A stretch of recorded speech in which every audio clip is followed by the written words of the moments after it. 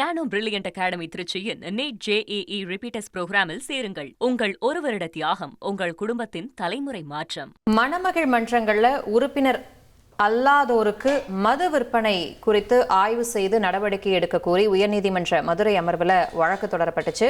இந்த வழக்குல மணமகள் மன்றங்கள்ல உறுப்பினர் அல்லாதோருக்கு எப்படி மதுவானது விற்பனை செய்யப்படுகிறது அப்படின்னு நீதிபதிகள் கேள்வி எழுப்பியிருக்காங்க. இது தொடர்பா ஆய்வு செஞ்சு அறிக்கை தாக்கல் செய்ய உயர்நீதிமன்ற மதுரை கிளையானது உத்தரவு பிறப்பிச்சிருக்கு.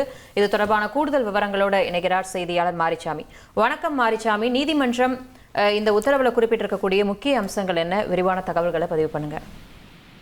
மணமகிழ் மன்றங்கள், அந்த ரெக்கரேஷன் கிளப் என்று சொல்லக்கூடிய மணமகிழ் மன்றங்களில் உறுப்பினர் அல்லாதவர்களுக்கு மது விற்பனை குறித்து ஆய்வு செய்து நடவடிக்கை எடுக்க கோரி மதுரையைச் சேர்ந்த வழக்கறிஞர் வானகிரி செல்வகுமார் என்பவர் உயர்நீதிமன்ற மதுரை அமர்வில் ஒரு வழக்கினை தொடர்ந்திருந்தார். இந்த வழக்கு விசாரணையின் பொழுது நீதிபதிகள் சில கேள்விகளை எழுப்பியிருக்கிறார்கள். மணமகிழ் மன்றங்களில் உறுப்பினர் அல்லாதவருக்கு எவ்வாறு மது விற்பனை செய்யப்படுகிறது அப்படின்ற கேள்வியை கேட்டிருக்காங்க. அதுபோக மணமகிழ் மன்றங்களில் வருவாய்த்துறை, காவல்துறை, மதுவிலக்குத்துறை கூட்டாக ஆய்வு செய்து அறிக்கை தாக்கல் செய்ய வேண்டும் எனவும் உயர்நீதிமன்ற மதுரை அமர்வானது உத்தரவை பிறப்பித்திருக்கிறது.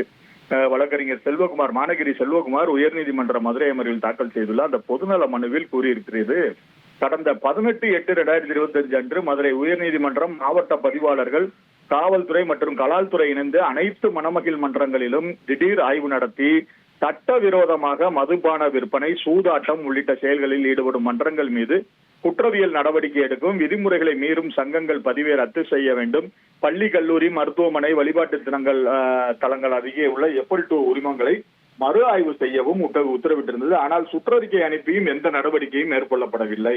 ஆகவே இது குறித்து வணிக ரீதியில் முரணாக சங்கத்தின் நோக்கத்திற்காக செயல்படுகிறார்கள். எனவே தமிழகம் முழுவதும் அனைத்து மணமகிழ் மன்றங்களிலும் ஒரே நேரத்தில் திடீர் மறைமுக ஆய்வு நடத்த வேண்டும் என்றெல்லாம் கேட்டிருக்கிறார். இந்த வழக்கு உயர்நீதிமன்ற மதுரை அமர்வு நீதிபதிகள் CV கார்த்திகேயன், சக்திவேல் ஆகியோர் கொண்ட அமர்வு விசாரணைக்கு வந்த பொழுதுதான் மனுதாரர் தரப்பில் ஆஜரான வழக்கறிஞர் மணமகிழ் மன்றங்கள் விதிகளை மீறி மதுபான விற்பனை செய்து வருகிறது என வாதிட்டார். அப்போது நீதிபதிகள் மனுதாரர் வைக்கும் குற்றச்சாட்டு தீவிரமானது, மணமகிழ் மன்றங்களில் அங்கு உறுப்பினராக உள்ளவர்களுக்கு மட்டுமே மது வழங்க வேண்டும், ஆனால் உறுப்பினர் அல்லாதவருக்கு எப்படி மது வழங்கப்படுகிறது, இது ஏற்புடையதல்ல. எனவே மணமகிழ் மன்றங்கள் அவ்வப்போது ஆய்வுக்கு உள்ளாக்கப்பட வேண்டும்.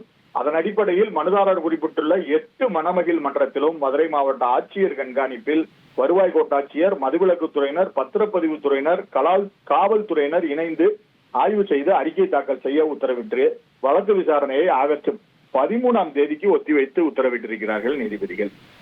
நன்றி மாரிசாமி, உங்களுடைய விரிவான தகவல்களுக்கு. மணமகிழ் மன்றங்கள்ல விதிகளை மீறி மது விற்பனை செய்யப்படுறதா ஒரு குற்றச்சாட்டு முன்வைக்கப்பட்டு மனு தாக்கலானது செய்யப்பட்ட நிலையில அது எப்படி விதிகளை மீறி ஒருத்தர் உறுப்பினரா இல்லாதப்ப எப்படி மது விற்பனை செய்யலாம் அப்படின்னு சொல்லி நீதிமன்றம் கேள்வி எழுப்பியிருக்கு. இந்த குற்றச்சாட்டானது மிகவும் ஒரு முக்கியத்துவம் வாய்ந்ததா பார்க்கப்படுற நிலையில மணமகிழ் மன்றங்கள்ல வருவாய்த்துறை, காவல்துறை, மதுவிலக்குத்துறை கூட்ட ஆய்வு செஞ்சு அறிக்கை தாக்கல் செய்யணும் அப்படின்னு உயர்நீதிமன்ற மதுரை கிளை உத்தரவு பிறப்பிச்சிருக்கு. அது தொடர்பான முக்கிய செய்தியை தற்போது நாம் பார்த்துக் கொண்டிருக்கிறோம்.